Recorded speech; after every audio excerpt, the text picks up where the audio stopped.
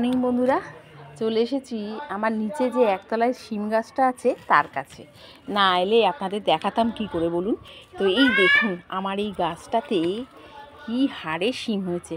আর এখন তো শিম কিনে খেতেই হচ্ছে না, এমনকি সবাইকে দিয়ে নিচ্ছি, আশেপাশের লোককেও দিতে পারছি কিছু কিছু গাছের শিম। বেশ ভালো লাগছে, খুব সুন্দর। এটা কিন্তু গত বছরের গাছ জানেন, ডালটা ছিল আর সেইটা বেচেই আবার এবার শিম হয়েছে। আর নিচে দেখুন কতগুলো শিম পড়ে রয়েছে, ছোট ছোট শিম, পোকাও খাচ্ছে জানেন, শিম পড়ে রয়েছে। এখানে রয়েছে একটা পুরনো বেগুন গাছ, কিন্তু শিম গাছটায় এত শিম হয়েছে কি বলবো। চলুন আপনাদের সামনে কটা শিম গাছ থেকে পেরে নিই।